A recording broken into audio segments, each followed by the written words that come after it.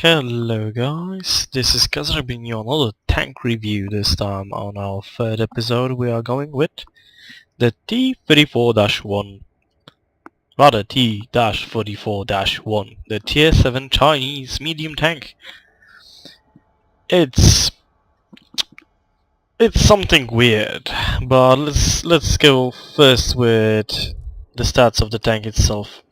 The tank has 1000 hit points, 1050, so that's very low for a medium tank of the 7th tier. Even the Comet has more.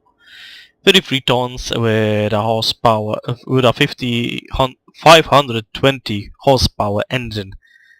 So it's not ideal, it's not as fast. It has a speed limit of 50 kilometers, but you're very rarely gonna see that amount of speed. 42 traverse speed on the tracks and 44 to the traverse with a combined traverse of 86. That's quite good. That's really good if you consider it. It's enough to circle someone. Well, now the armor. The armor on this tank is totally crap. 60 from the front on the upper plate, 45 and 40 on the back and on the sides and the back. The turret, on the other hand, if we look at it, let's go to the garage. There it is. The turret is 170 from the front. So if something is shooting you from over here, it should bounce. 120 from the sides and 60 from the back. 170 is quite good. If you get this hull down, you can bounce a lot of shots. But the problem with this is, first of all, you have very large hatches. They really stick out of the turret's silhouette. And the second is a machine gun port over here, and the second machine gun port. That's actually, I think this is the coaxial machine gun and this is the gunner's machine gun port. So those are very easy to hit weak spots if you have a good gun. Also on the frontal plate you can see this large hatch. That's the driver's hatch. It's very easy to go through and destroy something. This tank is notorious for getting lit on fire and ammo racked. If you're getting hit from this side over here, be prepared to die. There's an ammo rack over here and you're gonna just die. Any shot coming in from over here, you're gonna get burned. Same in the back and in the sides and in the back. It's quite easy to do a lot of damage to this tank. It doesn't have that good of an armor. It's better to position yourself so you're not getting hit. Now, going back to the research. Engine. You're gonna get the engine on the... there it is. You're gonna get the engine on Type 58. So on the tank earlier or on the IS-2. Well, you have to go through the Type 58 to get the IS-2 or this tank, so you're gonna get the best engine on it. Radio is from the... Oh, actually radio you have to unlock it, but the first radio... Oh no, this radio is stock. The gun. The first gun comes from the Type 58, but actually if you go through this tank and go to the IS-2 and unlock it, you get this gun, the 100mm 44-100 JT, and guess what you get on this tank? Exactly that gun. You get the stock gun of the IS-2, which was quite good. Just to give you an example, this gun is a tier 7 medium tank, and I'm gonna give you an example of the American tier 7 medium tank, the T20. This is the best gun. Rate of fire is roughly the same, but you have 160mm of penetration on the American gun, 175 on the Chinese. Actually the penetration is higher. The premium shells on the other hand, notice this, the premium shells, 243 on the American and 235 on the Chinese. So you actually changed it up again. The average damage is 10 points higher, 10 damage higher.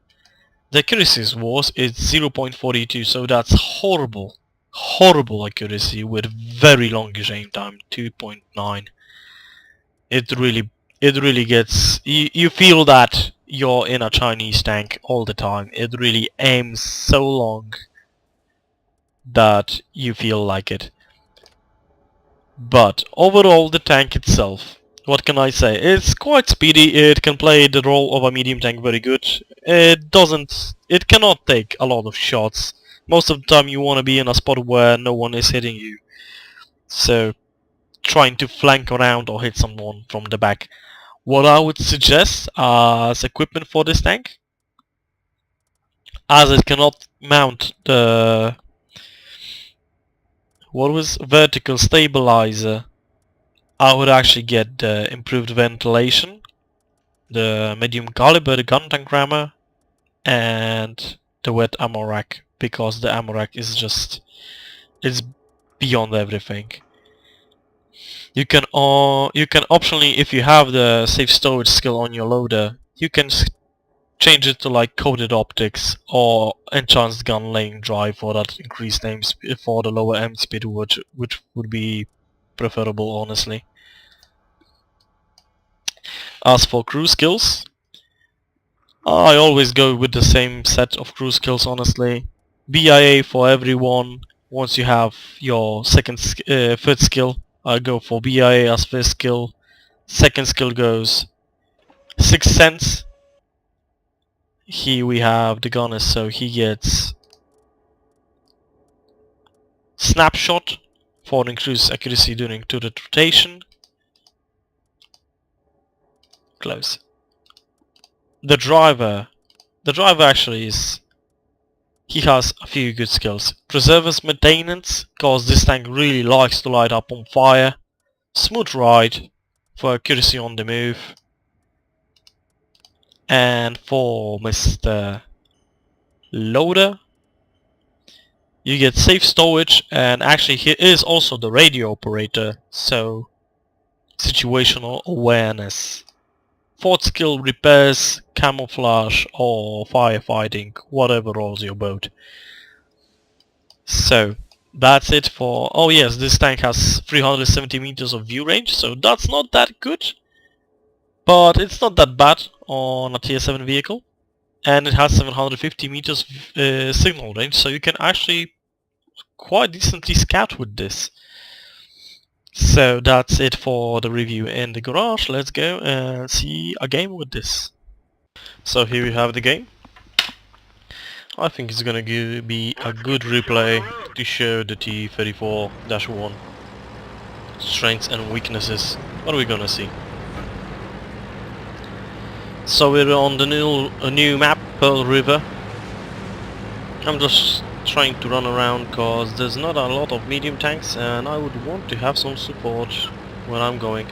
Usually when I'm a medium tank I try to go over here on the K line. Usually here at this very border is the first encounter, and then the second one over here where you are positioned here and the enemies on those two roads. You can try to flank around, but then you're exposing yourself to guys over on this hilltop and over here in the city. From here you have some good shots into the city if the enemy actually moved up quite a bit.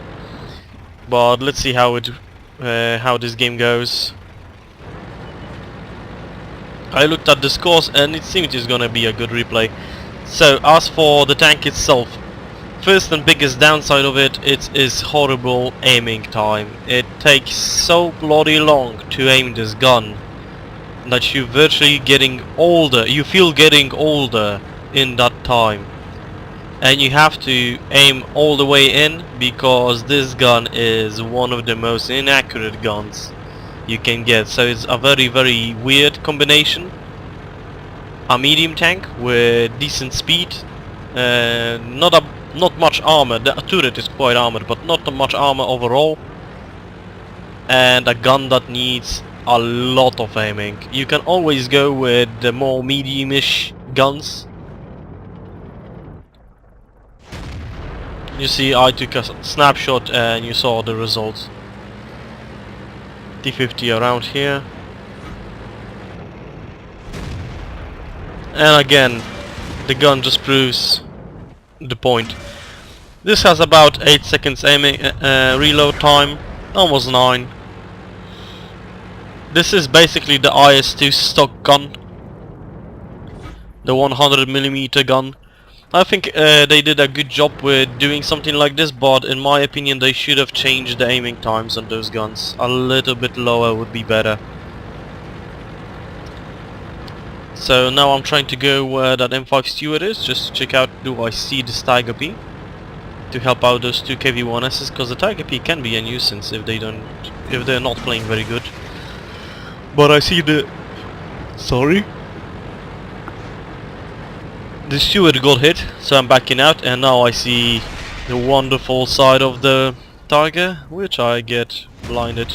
And again, you see, you cannot hasten a shot, and I get hit from the front, so something's over there. And there you go, if you give the time to aim, then it's gonna aim.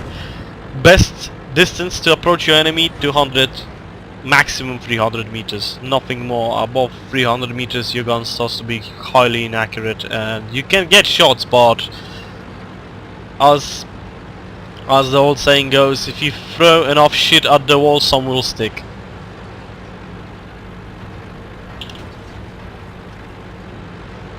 So I'm trying to go around here, check out where those guys are. Those are tier 7 medium tanks. I'm more concerned about the KV-1S and the Tiger on that hilltop, but we'll see how it goes.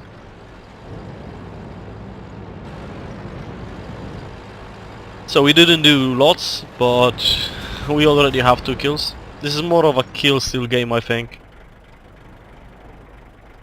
Waiting, taking a shot, and you see hit. This gun has 175mm of penetration for a tier 7 medium tank. That's very good, but then again it has to have one good quality. If it doesn't have aiming time, if it doesn't have good accuracy, then at least it should have penetration and damage, and it has those two things. 175 is above average for tier 7. Just for comparison, the Americans get 130 and the Cromwell gets 140. You can see it takes ages for the aiming circle just to go down. I'm trying to be a little bit cheeky and side scrape, but another big problem with this tank is its humongous ammo rack. You will virtually get hit in the ammo rack always. T29, now that's not good, but I'm aiming, and I dubbed the shot into the ground. Waiting for the reload. He's moving up, but he's moving his turret, so I'm trying to aim for his hull. And I shoot the KV-13 instead, and I don't do damage. I penetrated, but I didn't do damage, guessing I hit the frontal track. And boom, in the turret. Now waiting for the reload. Target. You can see my team isn't actually moving up that much. And the heavy tanks that should be cog blocking the enemy team are way behind us. So yeah, the T-34-1, what I would say, it's a fun tank to play, but it requires a very calm and tactical approach. You gotta think of your gun depression, which is almost non-existent. You gotta think of your positioning. You gotta take in your mind the aiming time. That in the time that you will aim, most of the tanks are able to reload and shoot you twice before you get a shot out. If you're waiting, now I dubbed a little bit. I side scrape the hill, but I'm trying to flank around all of them.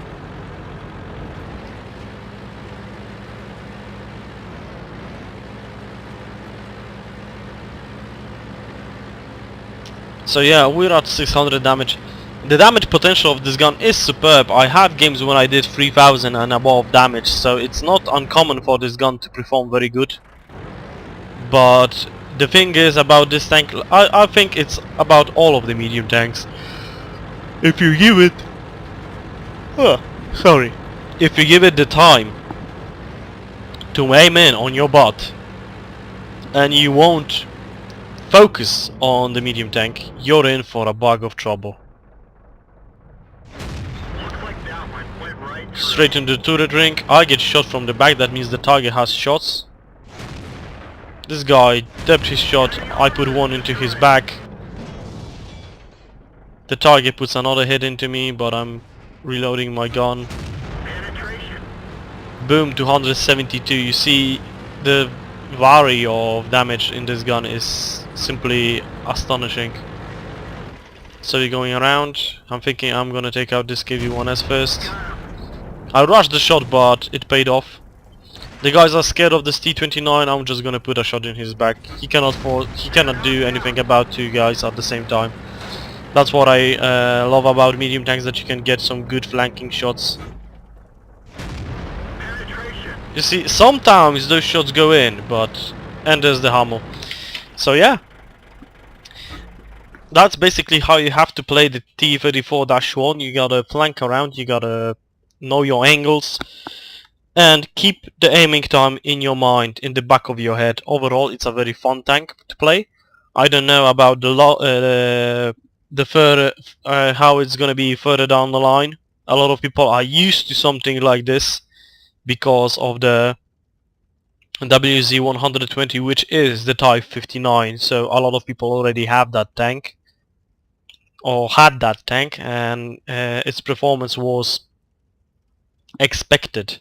A lot of people knew how to play it. So yeah, that's it. Hope you guys enjoyed the review. If you liked it, please hit the like button. Comment on the video saying your impression about the tank, and maybe a proposition of another review.